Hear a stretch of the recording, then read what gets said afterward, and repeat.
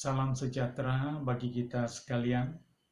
Selamat kita berjumpa dalam program acara Renungan Harian Terpadu. Hari ini hari Minggu tanggal 7 Februari tahun 2021.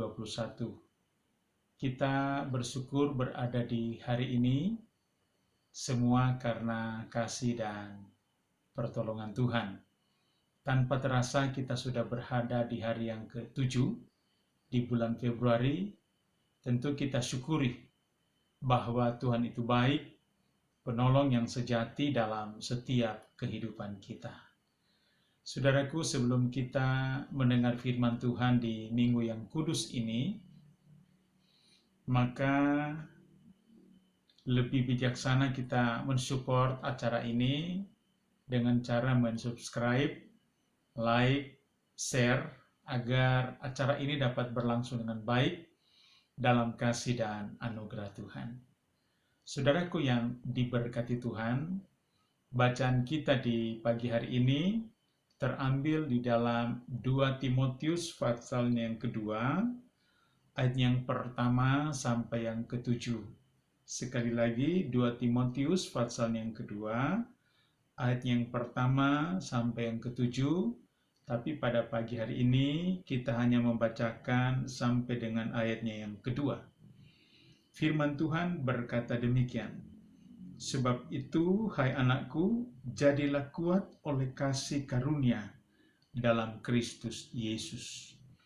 Apa yang telah engkau dengar daripadaku di depan banyak saksi, percayakanlah itu kepada orang-orang yang dapat dipercaya, yang juga cakap mengajar orang lain." Demikianlah bacaan kita di pagi hari ini.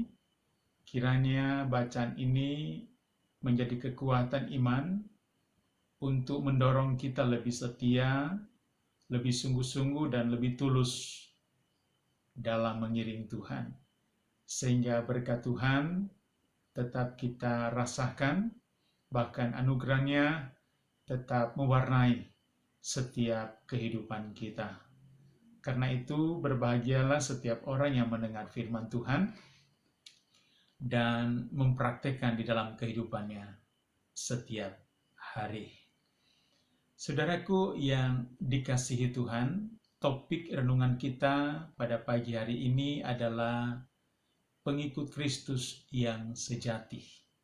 Sekali lagi, topik renungan kita pada pagi hari ini adalah pengikut Kristus yang sejati.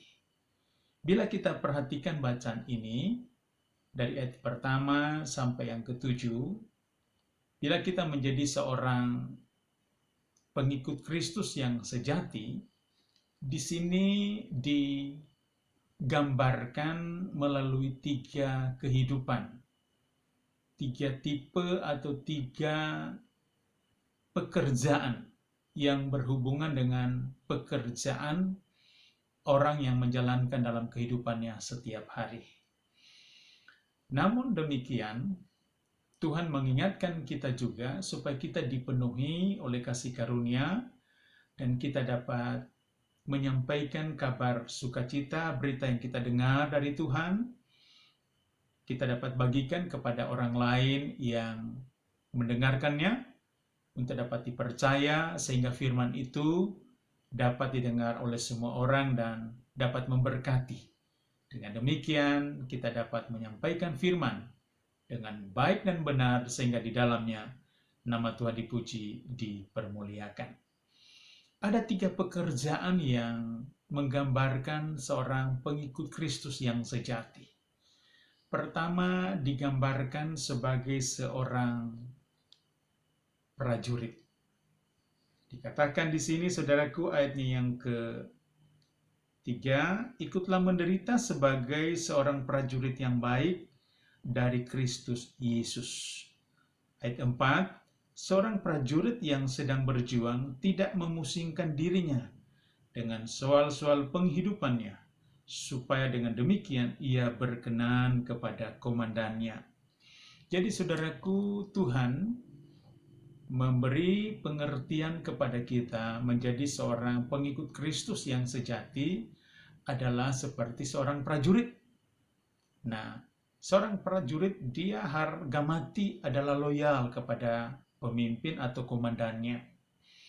Artinya dia harus sudah terlatih, dia harus disiplin, karena seorang prajurit itu nafasnya adalah disiplin. Sebab itu saudaraku yang dikasihi Tuhan, bila kita menjadi pengikut Kristus yang sejati, kedisiplinan itu adalah menjadi prioritas dan hal yang utama, menjadi nomor satu. Untuk kita disiplin dalam jam-jam ibadah, bila kita dikatakan jam ibadah dimulai jam 9, atau ibadah dimulai jam 4, maka kita harus memulainya jam 4. Jangan ditunda-tunda lagi.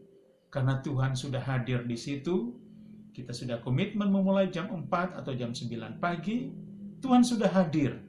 Karena di mana ada 2-3 orang berkumpul, Tuhan hadir di tengah-tengah kehidupan mereka. Sebab itu saudara yang kekasih, prajurit yang sejati, seorang yang mengiring Kristus, yaitu disimbolkan menjadi seorang prajurit yang turut menderita, sehingga dia tetap mengedepankan disiplin dalam segala hal. Karena itu bila selama ini kita, saudaraku yang kekasih, mengiring Tuhan hanya biasa-biasa saja, mari kita tingkatkan kedisiplinan kita, agar kedisiplinan itu mewarnai hidup kita dan di dalamnya nama Tuhan dipuji dan dipermuliakan. Jadi, pengikut Kristus yang sejati pertama digambarkan adalah melalui sifat, karakter seorang prajurit. Apa yang kita dapati?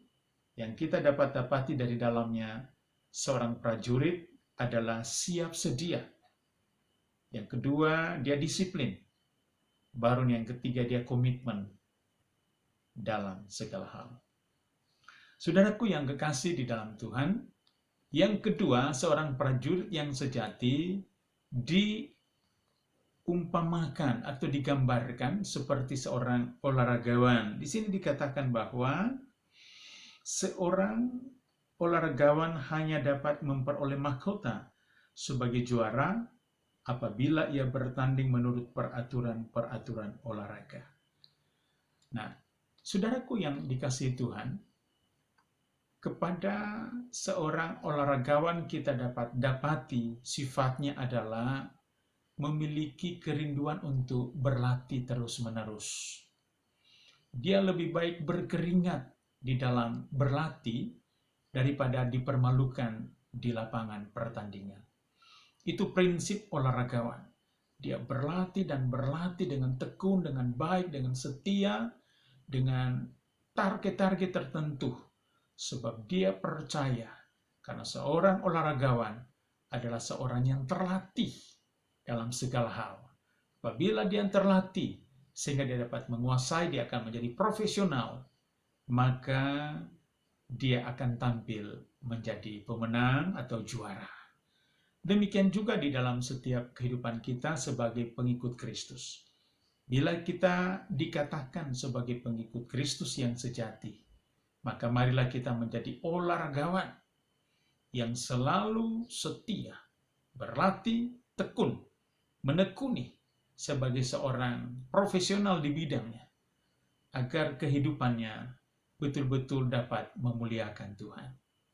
Nah, bila selama ini kehidupan kita senantiasa tetap berkecimpung di itu-itu saja dan kita kurang berlatih, maka melalui firman Tuhan pada pagi hari ini, di hari Minggu yang kudus ini, kita diajak untuk tetap kita bertekun untuk melatih diri kita, mengembangkan diri dan potensi yang kita miliki untuk kemuliaan nama Tuhan.